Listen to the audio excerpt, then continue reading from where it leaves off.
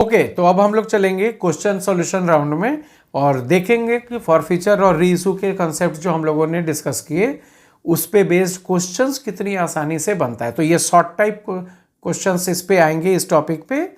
So let's start. First question एकदम level by level मैं difficulty level बढ़ाता जाऊंगा। अभी आप एकदम इजीएस्ट क्वेश्चन से स्टार्ट करो।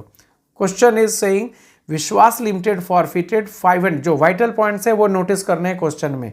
कितने शेयर्स फॉरफिट हो रहे हैं, तो 500। फेस वैल्यू कितनी, तो 10 rupees per share. Called up value कितनी, वो जो बात आ रही थी ना, called up value per share से इंटू करते हैं। Noticeable point, called up value 6 rupees, मतलब कंपनी ने सारे इंस्टॉलमेंट अभी नहीं मांगे हैं। 20 सफर में ही कंपनी ने उस डिफॉल्टर शेयर होल्डर के शेयर्स को फॉरफिट करना डिसीजन लिया है। इशूड एट पार टू मुक्ति on which he had paid. Background बता रहा है उस डिफॉल्टर का कि इशूड एट पार का था क्वेश्चन, एट प्रीमियम का नहीं। और उस पर्सन से कितना मिल गया, कंपनी ने मांगा था 6 रुपीज बट मिला है केवल 4 रुपीज पर शेयर। अभी हम लोग रीइशू के इंफॉर्मेशन को नहीं पढ़ेंगे, be careful. For future entry जो फर्स्ट एंट्री डिसाइड करते समय, लिखते समय रीइशू के इंफॉर्मेशन का कोई इंपैक्ट नहीं पड़ता। So better we start and look at the entry. Okay, share capital हम लोगों ने देखा अभी थ्योरी में कि फॉर फ्यूचर एंट्री है share capital debit to calls in arrear to share. सबसे इंपॉर्टेंट कि सर किसमें जाएगा कहाँ, थ्योरी कहता है नंबर ऑफ फॉरफिटेड शेयर से तीनों में इंटू होगा, बढ़िया।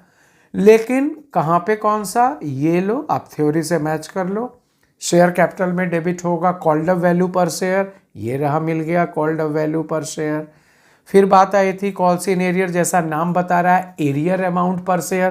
क्वेश्चन में एरियर डायरेक्टली विजिबल नहीं है बट कॉमन सेंस हम लोग डिसाइड कर लेंगे।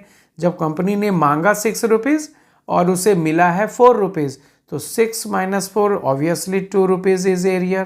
क्लियर है, 6 में से 2 एरियर है तो कॉमन सेंस है व्हाट इज रिसीव्ड अमाउंट पर शेयर, 4 रुपीज, और ये ऐसे भी डायरेक्ट दे दिया था। So for future entry clear हो गया, कमांड हो गया, मल्टीप्लाई करेंगे और फिगर्स आ गया। 500 इंटू 6 3000, 500 इंटू 2 एरियर रह गया 1000, और कंपनी ने उस शेयर होल्डर से अब तक रिसीव किया था 4 रुपीज करके। सो 500 इंटू 4 2000। इसी को सर ने अपने थ्योरी में गेन कहा। This 2000 is gain to the company. Simple. Now reissue, question में पार्शियल रीइशू का केस है। कैसे, क्या कहते हैं sir, what is the meaning of partial reissue? अभी आपने कहा partial reissue, so we must know that there is two situations, whether it is a case of full reissue or whether it is a case of partial reissue। कैसे decide करते हैं? Full reissue वैसे situations को कहेंगे जिसमें जितने share forfeit हुए थे उतने सारे शेयर्स रीइशू हो रहे हों, उसे कहते हैं फुल रीइशू। और ये पार्शियल रीइशू किसे कहते हैं? जब फॉरफिट हो रहा हो ज़्यादा शेयर और रीइशू हो रहा हो कम शेयर्स, उसे कहेंगे पार्शियल। इसीलिए तो नाम पड़ा पार्शियल रीइशू। तो हम लोगों का ये क्वेश्चन नंबर 8, विश्वास लिमिटेड फॉरफिट हुआ 500 और रीइशू हो रहा है 300 shares. That's why this is partial reissue case. तो पार्शियल रीइशू हो रहा है। आइए हम लोग रीइशू एंट्री पास करते हैं। रीइशू एंट्री क्या है, स्कीम, उस स्कीम लाइन को पढ़ेंगे।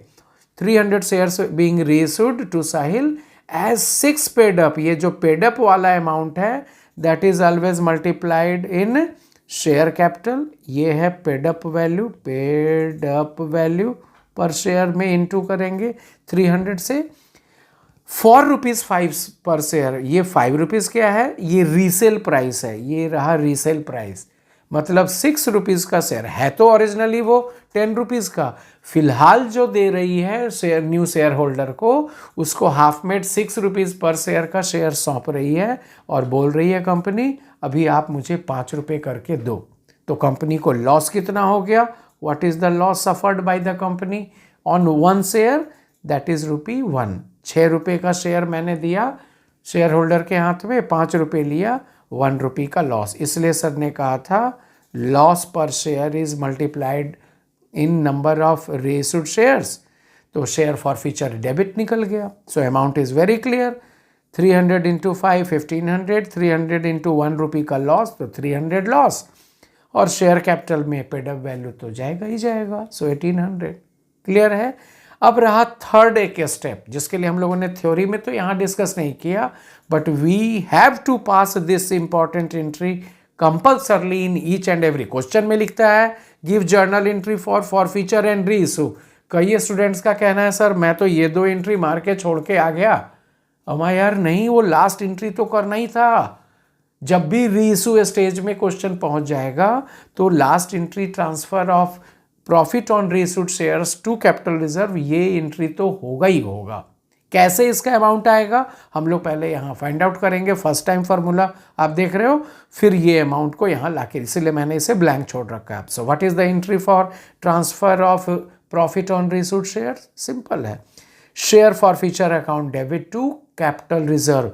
ये जो ओवरऑल गेन हुआ री इशूड शेयर्स पे कंपनी को, that is a matter of capital profit, और कैपिटल प्रॉफिट है इसलिए ये अमाउंट कैपिटल रिजर्व में ट्रांसफर किया जाता है। That's the rule. अमाउंट कैसे डिसाइड होगा? तो फुल री इशू में बड़ा simple, gain minus loss, that's very easy, उसे डिस्कस नहीं। यहाँ पार्शियल री इशू में ये फॉर्मूला लगाएंगे। क्या है? गेन ऑन री फॉरफिटेड शेयर्स। कितना गेन हुआ था कंपनी को?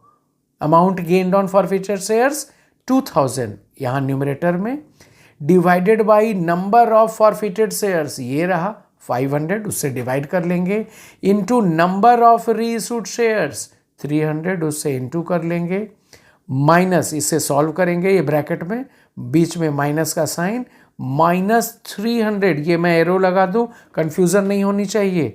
ये 300 नंबर ऑफ री इशूड शेयर्स है, ये 300 अमाउंट ऑफ लॉस ऑफ री इशू है। ठीक है ना, ये ₹300 है, दिस इज नंबर ऑफ री इशूड शेयर्स है। इसे जब सॉल्व करेंगे दैट इज 900, और यही 900 इन थर्ड एंट्री में अमाउंट शो किया जाएगा। तो जब भी ये 3 मार्क्स में क्वेश्चन आएगा तो हम लोगों को 3 एंट्री पास करने हैं, for future entry, reissue entry और transfer to capital reserve entry. उम्मीद है ये क्वेश्चन हो गया, कोई दिक्कत तो नहीं। आप इसको प्रैक्टिस करके देखो। कॉल्ड अप वैल्यू कहाँ जाता है? कॉशस रहना है। पेड अप वैल्यू कहाँ जाता है? कॉशस रहना है। Things will be so easier for you. Clear है?